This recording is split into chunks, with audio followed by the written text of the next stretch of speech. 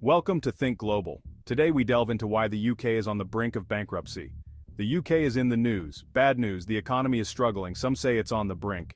Is Britain going bankrupt? Let's dig in. Headlines scream about soaring inflation, now at a staggering 10.1%. People struggle with the cost of living, with energy bills up by 54%. The pound is taking a beating, hitting a 37-year low against the dollar. It's a worrying time to be British. But is it really that bad? Are we talking full-blown economic collapse? Or just a rough patch?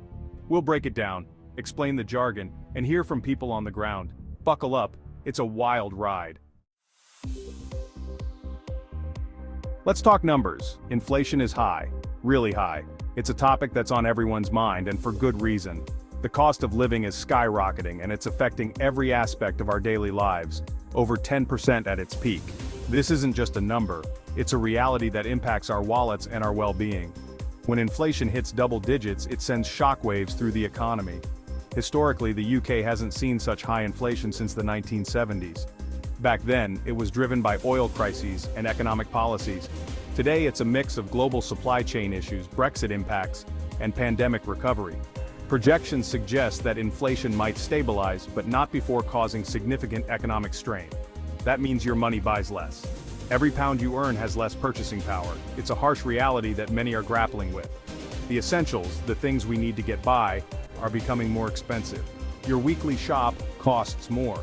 The price of groceries has surged, making it harder for families to make ends meet. From bread to milk, everything is pricier, and it's putting a strain on household budgets. Your energy bills are through the roof. Heating your home, keeping the lights on, these basic necessities are becoming luxuries for some. The pound is weak, and this weakness is felt in every corner of the economy. It's lost value against the dollar and the euro. This depreciation means that our money doesn't go as far when we travel or buy imported goods. It's a double whammy for consumers and businesses alike. Historically, the pound has seen fluctuations, but recent trends show a significant decline. Analysts predict that unless there are major policy changes, the pound may continue to struggle against other major currencies. This makes imports more expensive. Everything from electronics to clothing costs more, and these higher costs are passed on to consumers. It's a cycle that's hard to break. That holiday in Spain? Forget about it. Travel has become a luxury that fewer can afford. Economic growth is sluggish. It's barely there, and this stagnation is felt across all sectors. This means businesses aren't investing. Jobs are at risk. The future looks uncertain. When companies hold back on investment, it stifles innovation and growth, leading to a vicious cycle of economic downturn. These are just a few of the warning signs. The indicators are flashing red, and it's a call to action for policymakers and citizens alike. We need solutions, and we need them fast. They paint a bleak picture. The storm clouds over the financial district are a metaphor for the economic challenges we face. It's a time of uncertainty and concern. But numbers only tell part of the story. Behind these statistics are real people, real lives affected by these economic shifts. It's a complex issue that requires a multifaceted approach to solve. The UK economy wasn't always like this. Once it was the envy of the world. The British Empire ruled the waves. Industry boomed, times were good. But empires crumble, wars happen, the world changes. The UK's economic dominance faded after World War II. The 1970s oil crisis and industrial strikes led to economic turmoil. Margaret Thatcher's policies in the 1980s aimed to curb inflation and reduce state intervention. Then came the 2008 financial crisis. It hit the UK hard. Banks were bailed out. Austerity measures followed. Public spending was slashed. The economy recovered. Slowly, but the damage was done. Inequality grew. Public services struggled. Brexit added another layer of uncertainty. The seeds of today's crisis were sown. In 2016, the UK voted to leave the European Union. Brexit. It was a seismic event. Its impact on the economy? Huge. Trade with the EU became more complex. Red tape increased. Businesses struggled to adapt. Some moved their operations abroad. Investment slowed. Uncertainty reigned. The pound plummeted. The economy took a hit. Brexit's full impact is still unfolding, but one thing's for sure, it hasn't helped. Economic integration involves complex trade agreements and partnerships. Examples include NAFTA, ASEAN, and the UK-Japan trade deal.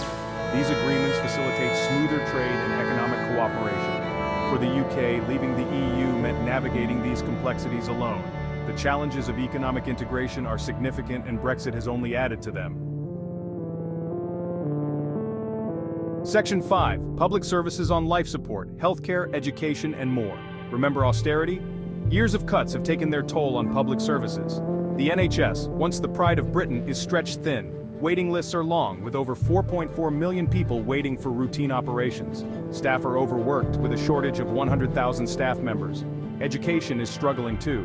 Schools lack resources, with per-pupil funding falling by 8% since 2010. Teachers are leaving the profession with a 15% drop in new teacher trainees. The quality of education is at risk. Students are facing larger class sizes and fewer extracurricular activities. Social care, once a safety net, is fraying. Over 1.5 million elderly people are not receiving the care they need. The elderly struggle to get the care they need, with a 50% increase in delayed discharges from hospitals due to lack of social care. The vulnerable are left behind. Homelessness has risen by 165% since 2010. Public services are the glue that holds society together. When they crumble, everyone suffers. Section 6. Meet the Mortons. When economic despair hits home, meet the Mortons. A typical British family. John's a builder, Mary's a nurse. They have 2 kids. They work hard. They play by the rules. But they're struggling. Their mortgage payments have gone up, their energy bills have doubled, food is more expensive, their wages haven't kept pace. They're cutting back. No more holidays, fewer trips to the pub, new clothes. Out of the question. The Mortons aren't alone. Millions of families across the UK are feeling the pinch. They're worried about the future. They're angry. They want answers. I work long hours, but it feels like we're just treading water, says John. We can't afford the things we used to. It's heartbreaking to tell the kids we can't go on holiday this year, Mary adds. We just don't have the money. I see it every day at the hospital, says a fellow nurse. Families are struggling and it's taking a toll on their health. These personal stories highlight the human impact of economic despair. The Mortons story is just one of many. Section 7. Bankrupt or just skint? Experts weigh in. So, is the UK going bankrupt? It's a loaded question. Economists are divided. On one hand, some experts argue that the UK's economic fundamentals remain robust. They point to the country's diverse economy, which spans various sectors from finance to manufacturing, and a skilled workforce that continues to innovate and drive growth. These optimists highlight positive indicators such as steady employment rates and resilient consumer spending. They believe that the UK's economic structure is sound and capable of weathering temporary storms. The UK boasts a stable political system which, despite recent upheavals, provides a foundation for long-term economic stability.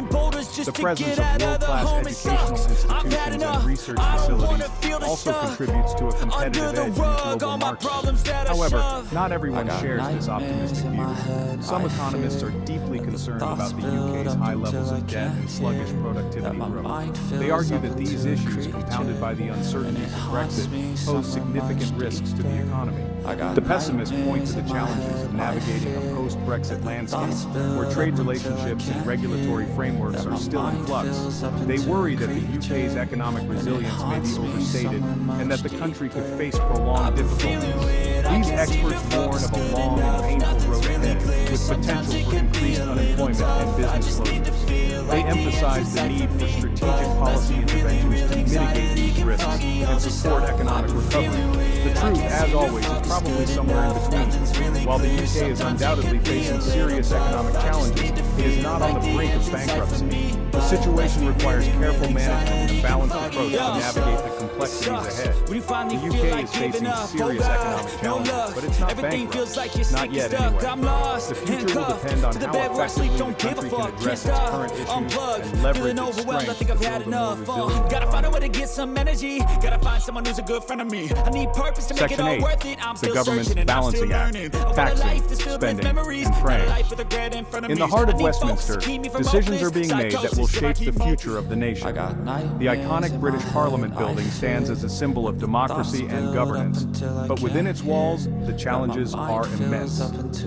Historically, the UK's tax and spending policies have evolved significantly. From the post-war welfare state to the Thatcher era of deregulation, each period has left its mark on the nation's economic landscape. The government has always faced the delicate task of balancing revenue and expenditure. Today, the government is trying to steer the ship, but it's caught between a rock and a hard place. With every decision, there are consequences that ripple through the economy and society. The Prime Minister, flanked by advisors, faces the daunting task of navigating these turbulent waters. Raising taxes might stifle growth, but cutting spending could spark social unrest. The bustling streets of London are filled with people who feel the impact of these decisions daily. Tax documents pile up on desks, and protesters take to the streets voicing their concerns and demands. They're trying to find a balance. The scales of the economy are delicate, and every move must be calculated. Financial advisors work tirelessly to provide guidance, while politicians deliver speeches, attempting to reassure the public and gain their trust. They're investing in infrastructure projects and providing some relief on energy bills. But is it enough? Construction sites buzz with activity, and workers labor to improve essential services. Families, meanwhile, scrutinize their energy bills, hoping for some respite from rising costs. The government's response has been criticized as too slow, too little. News anchors report with Parliament as their backdrop, and headlines scream of dissatisfaction. Citizens, feeling the pinch, continue to protest, demanding more decisive action. Some argue for bolder action, while others say the government should just get out of the way. One thing's for sure, the debate is far from over. Business leaders convene to discuss strategies, public forums buzz with heated debates, and economists weigh in with their expert opinions. Looking ahead, the future scenarios are varied. If current trends continue, the UK might face prolonged economic stagnation or even a recession. However, with strategic reforms and investments, there is potential for recovery and growth. The financial district of London, with its towering skyscrapers, stands as a testament to the nation's economic prowess. Yet, the graphs of the economy rise and fall, reflecting the uncertainty of the times. Politicians in Parliament continue their discussions, knowing that their decisions will shape the future of the UK for generations to come. Section 9. A silver lining, potential solutions and glimmer of hope. Is there any hope? Yes, but it requires bold action. The UK needs to address its productivity problem. For instance, Germany's focus on advanced manufacturing has significantly boosted its productivity. It needs to invest in education and skills. Look at Finland, where a strong emphasis on education has led to a highly skilled workforce. It needs to attract foreign investment. Singapore's success in creating a business-friendly environment is a prime example. It needs to make the most of Brexit. Norway has managed to thrive outside the EU by negotiating favorable trade deals. That means striking new trade deals, reducing bureaucracy, and becoming more competitive. New Zealand's trade agreements have opened up numerous markets for its products. It won't be easy, but with the right policies and a bit of luck, the UK economy can recover. Section 10. The road ahead. Navigating uncertainty and building resilience. The UK's economic future is uncertain. To navigate these challenges, businesses must diversify their investments and explore new markets. The UK has a long history of innovation and resilience. It has weathered storms before, and it can do so again. Learning from the past, adapting to the present, and building a sustainable and equitable economy are key strategies. Practical steps include supporting local businesses, investing in renewable energy, and fostering community resilience. Examples of successful resilience-building efforts can be seen in startups that pivoted during crises and communities that came together to support each other. Section 11, Conclusion, the UK's economic crossroads. The UK is at a critical juncture. Key economic decisions made today will shape the nation's future. Honest conversations and bold actions are essential. The UK must chart a new course. The stakes are high, but the British people have faced adversity before. They have the spirit, resilience, and determination to overcome this challenge. Stay informed and engaged with economic issues. Together, we can shape a prosperous future for the UK. Thank you for watching Think Global. Don't forget to like, share, and subscribe for more in-depth analyses.